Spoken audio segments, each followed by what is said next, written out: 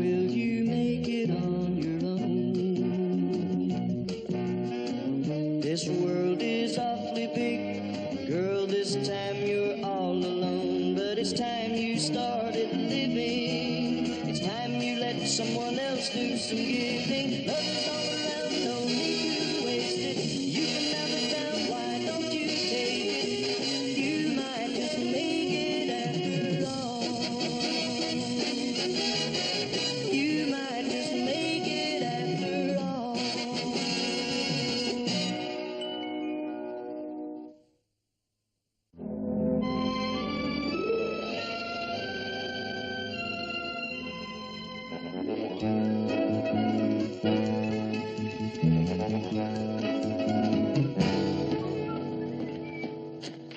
Hi, Mary. Hi, Milt.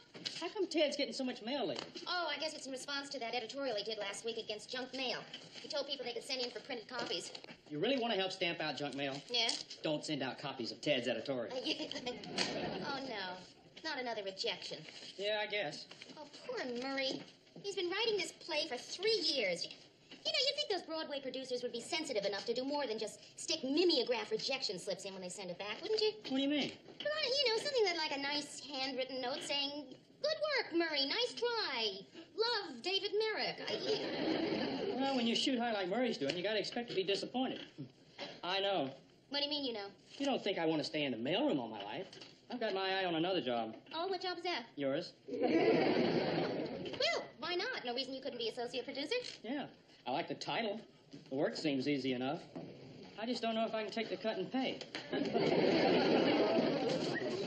Hi. What do you say, Milt? Morning, Mr. Grant. Hi, what? Another one, huh? Yeah. That's bad.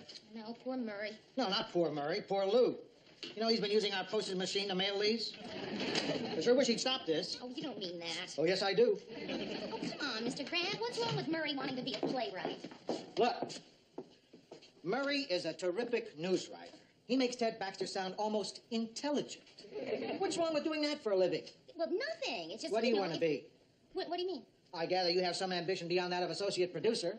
Well, just, you know, wife and mother. But other than that, I'm perfectly happy doing what I'm doing. Then you're the only one in the office. Perhaps the whole building. Maybe even the world. Everybody wants to do something else.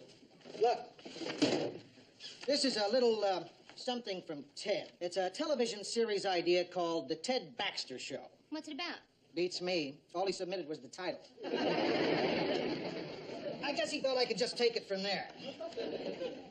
Here's an idea for an original musical comedy from Gordy the Weatherman. Fair and warmer. How is it? Predictable. And here's the worst one of them all. My novel. Mr. Grant, you wrote this? Hmm? It's beautifully typed. That's what the last publisher said. I thought I was going to be the new Norman Mailer or something. What's it about?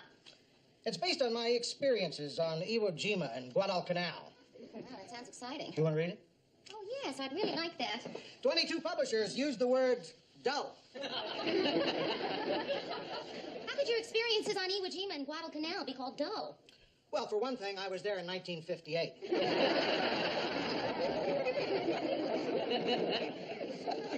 Morning, Mary. Oh, hi, Murray. Listen, I just made some fresh coffee over there. Why don't you go have a cup? Do you know, Murray, we never see enough of each other. How's Marie and all? She's, what, 7 months along now. Why don't you come over to the house for dinner? Say, Thursday? Where is it? On your desk.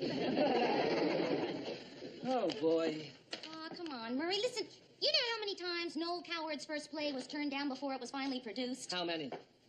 I don't know, but I'll bet it was lots of times. Not this many. Murray, why do you want to do that? Well, it just seemed like the appropriate thing to do. That's where it belongs. It does not belong there. I happen to like your play. Well, then I'm glad they sent it back. You can read it again. I'll tell you one thing. That is the thickest rejection letter I've ever gotten. Murray. Go ahead. No, don't go ahead. I know them by heart. Our schedule is full, or unfortunately, we are not in the market for any new productions at this time. How about, and we are delighted to do your play? Yeah, that one too. And we're delighted to do your play. We plan to go into rehearsal within the next few weeks. Enclosed are the standard Dramatists Guild contracts for your signature. Twin Cities Playhouse is proud to have a play of this caliber by a promising new local playwright as part of our 17th season. Wait a minute. I don't remember submitting my play to the Twin Cities Playhouse. Are you sure? Yeah. Well, how do you suppose they got it? Hi, guys. Hi. Say, Murray, I just read this item I think we should use. It's about a man who went on television to make a plea to send turkeys to convicts. For pets or for dinner? I don't know. I think it was in Arkansas. Yeah, I think they're doing the same thing in Arkansas, too. How do you like that? It's spreading from state to state. Speaking of turkeys, Ted, last year when you acted in that production of The Man Who Came to Dinner, what was the name of that theater group? The Twin Cities Playhouse. I'm their resident star. I'm the only really big name they've got. Ted, did you know that they're going to do Murray's play? Oh, are they good? I was hoping they might. I submitted it to them. Where did you get your hands on it? Well, in the mailroom. I accidentally came across it when I was going through my fan mail. I was halfway through it before I realized it was your play. You read the whole script? Well, most of it.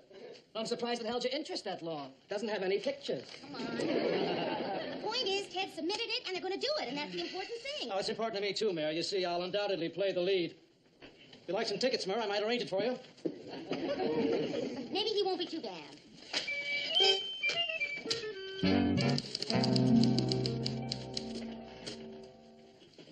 The star of the play that I worked on for 3 years can't pronounce the names of states.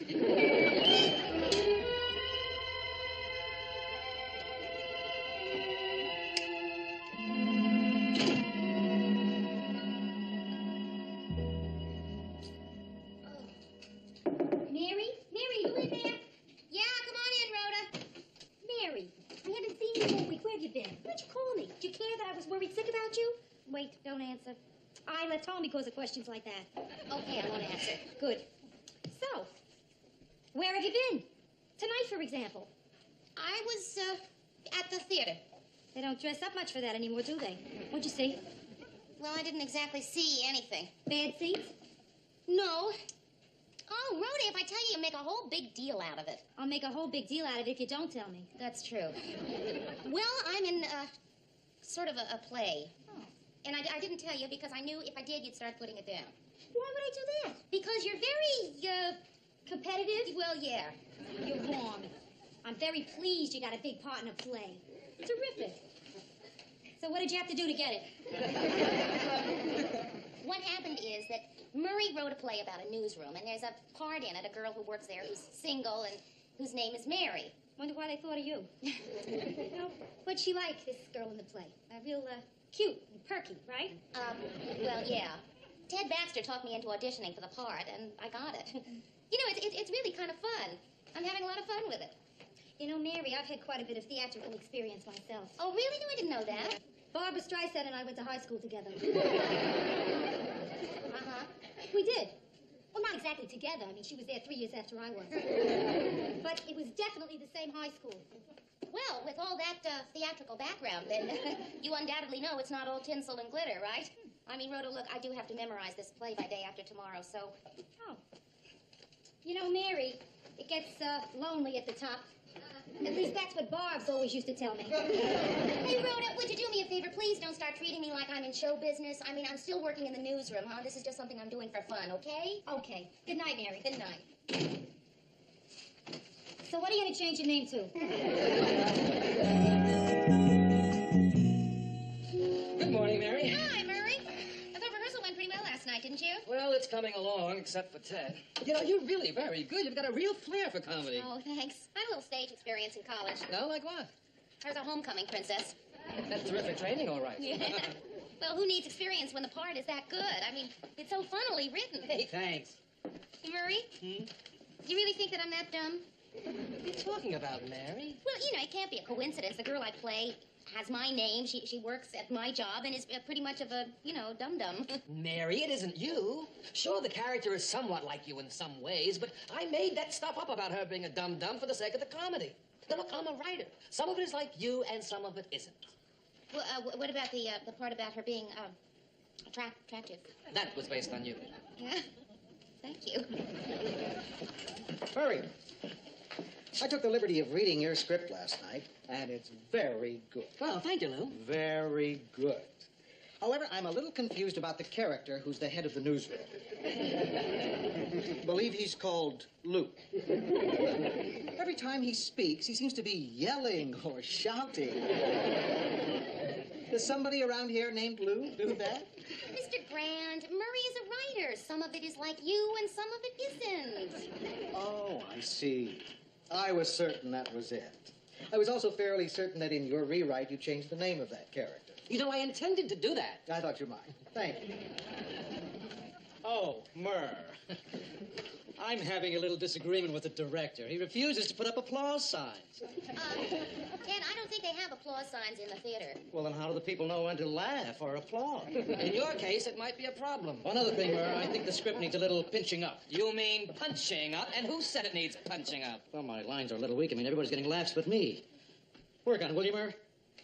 I've got to have it all put on cue cards pretty soon. If there is nothing else, I have work to How about do, my sir. part, Murr? The anchor man? I'm sure it'd be easy to punch it up a little. I mean, it's so rich with material. Actually, it was the hardest part to write. Oh, why's that? Because, Ted, basically, I consider anchormen to be colorless and dull. Many of them are. Work on it anyway, will you, Murr?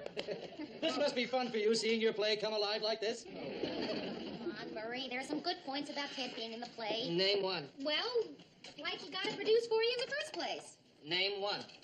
Come on, Murray, it's your play. People are finally going to see it. You had to say that? The fewer people who see it, the better. Oh. Murr, I just remembered. I think I have a marvelous surprise for you. You have a case of laryngitis going on? Oh, no. I have pulled off the coup of the year. I arranged for John Steinmetz to come see us opening night. Well, that's good. At least we'll have one person there. Happens to be the drama critic for the Times Herald. Pulled a couple of strings, and he's coming to review us. Mary, remember how rotten I felt when I thought my play was being rejected again? Uh-huh. Well, looking back on that now, I think it was a high point of my career.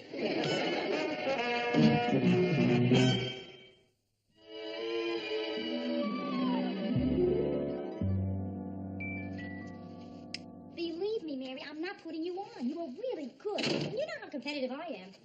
I was just playing myself, Rhoda. Cute and perky and dumb. Hey, you want to know how good you were? You were so good, I was filled with hate and envy. You're not just saying that? No, I mean it. Thanks.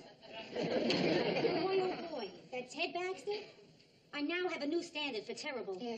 Oh, I can't imagine what that critic is going to say about it. Hey, maybe I better tell you now, Mayor, sort of soften the blow. I was sitting next to him, and he kept taking notes. He was writing down words like bad and awful. And a couple I don't think they'll print. No, Rhoda, I saw where you were sitting. It was next to the director. Hey, will you give me a hand? Sure. Whatever. Put this stamp on the table? Mary, I think one is plenty. From what I could hear, that not that many people are going to come to the party. How'd you get stuck giving a cast party anyway? In New York, we'd all go to Sardi's and wait for the reviews. Hey, that's a great idea. Let's go to New York and wait for the review. I'll get it. Thanks. Hey, listen, no matter what you think, you were terrific tonight. Carmen! Hi, Ted. We were just talking about you. Thank you. Thank you. Ted, you've met my friend Rhoda Morgenstern, haven't you? Yes. No, I don't believe we Yes. have. I guess I've met you, but you haven't met me. I guess that's it. Oh, what did you think of me tonight? Well, Ted, you were just incredible. You're too generous. Yes. Say, Mayor, I lost track. How many curtain calls were there? One. It must be Murray and Marie. Oh, I bet he's a happy man tonight. Hi. Author. Where are your friends? The ones that were with you at the theater. They had to go home. Right after the first act. Oh, what a darling apartment. I thought that the play went just great, didn't you, Mary? Oh, Mary wrote quite a play. I'm so proud of you, honey. And you were really just great, Mary. Oh, well, no, Marie, with a part like that. What did you think of me? You were just unbelievable. Thank you. What did you think, Mary? You were everything I expected you to be. Thank you. Well, can I get a drink for anyone? Nothing for me, Mayor. Well, I'd love some milk. Yeah, I'll have a double scotch. He's drinking for two. The only good thing is he or she wasn't here to see the play. You know, I think it went awfully well tonight. I'm sorry I forgot a few lines, but I think I ad-libbed my way out of it very neatly. Ted, Saying excuse me and walking off the stage to check your script is not... By the way, Mary, where's Lou? Oh, he stopped off the Times Herald to pick up the reviews. Is there such a thing as a triple scotch? Say, Mary, you know you're too modest. Why don't you come out with me for that second bow? Because I thought we were supposed to wait until someone applauded. I'll get your milk. What are you doing in here? Trying to think of a new word to tell Ted if he asks me again what I thought of his acting. I've run out of non-committal ways of saying rotten. Would you just get out there, please? I invited you here because you're fun at a party. Mary, I'm fun at a party where there's a lot of single men, and you do what my mother used to refer to as mixing. I am not fun at a party where one of the men is here with his pregnant wife, and the other one is going steady with himself. Rudy, would you just please go out there and get the conversation started? But just don't bring up anything that has anything to do with acting. Gotcha. Hi, all. Did any of you know that I went to high school with Barbara Streisand? Who? Mary! And then, when Barbara and I were in the 10th grade, we started harmonizing together. And that's when I told her, Barbs, I said, don't get your nose fixed. And the rest, of course, is history. Mayor, what did you think of me? Oh, Ted, playing opposite you was just... Thank you.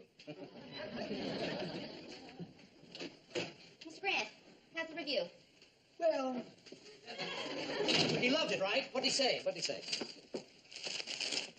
Well, I can't find it. Where is it? Reviews aren't on the front page, Ted. It's on page 26. Tragedy strikes Twin Cities. Wait a minute. That's not it. There. Bomb hits Minneapolis. That's it. There's been the atomic, there's been the hydrogen, and now the worst bomb of them all. A play about a newsroom called All Work and No Play. I'll vouch for the second part. There's no play here. How does he like it so far? Mary, why don't you read the rest of it so Ted can hear it? Not everything about the evening was a catastrophe. The intermission was satisfactory. The main character is a TV anchorman. On absolute quiet. If I were you, I'd ask for noise. Played by an actor named Ted Baxter, who obviously has no conception of what a TV anchorman is like. Maybe it was a mistake to make him pay for his ticket. As you all know, I have long been an opponent of nudity on the stage. However, in this case, I would make an exception. At least it would give the audience something to look at. He didn't even like my suit. As for the performance of Mary Richards, well... Oh, can't take a little criticism, eh? Well, if Mary can take it and I can take it, you can take it. Listen to this. As for the performance of Mary Richards, she was the one adequate note in a dismal evening. He liked her. So, Marie, what are you hoping for, a boy or a girl? Oh, yes.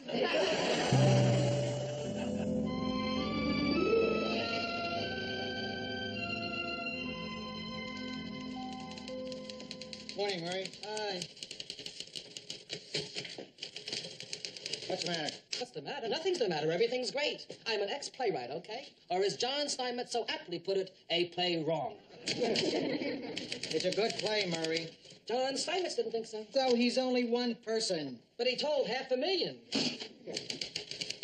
That doesn't mean they'll all believe it. No? My sister already canceled the tickets for tonight. Murray, I can't believe that you're going to let one man's opinion really get to you like this. I mean, you have to trust yourself. You must know your play is good, even if the production was lousy. A writer has to know these things. Like, I wrote a book, and I don't care what anyone says. I know my book is rotten. Lou, I don't want to discuss last night anymore. I'm a lucky guy. I enjoy this crummy job. What's so bad about being a no-talent failure? Oh. Good morning, everybody. See how beautiful being called adequate is? Murray, if what I have here doesn't make you feel better, then nothing will. I don't think Norman Vincent Peale's going to do it for me today, thanks. These are books of play reviews, including some of John Steinmetz's more memorable criticisms when he was reviewing plays in New York. Mary, what are you doing? Would you just listen, please? In my time, I have been to some funerals and even a couple of wakes. But last night was a first for me. I watched an actual death, a happy little number that should take a hint and expire quickly. Death of a salesman. Nope, it's right there. Listen to this little beauty. If you love George Bernard Shaw coupled with great music, I suggest you put Mozart on your phonograph and read Pygmalion. But don't go to see an abomination called My Fair Lady. Lou, he hated My Fair Lady. He hates everything. Wait till I read you what he said about Richard Burton's Hamlet. He didn't like Burton? He didn't like the play. Murray, John Steinmetz hasn't liked one major Broadway hit in the 10 years he's been reviewing plays. He hates everything. What did I tell you, Murray? But I wanted to be the first thing he liked. Oh, Murray, the point is he has been wrong every time. I wonder, does that mean that I wasn't even adequate?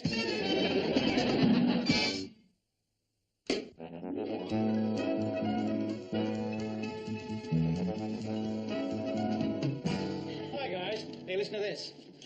Last night, a new star was born in Minneapolis. His name is Ted Baxter. And the Twin Cities has rarely witnessed such a virtuoso performance. Ted, that's fantastic. I know. Now, if I only get someone to print it.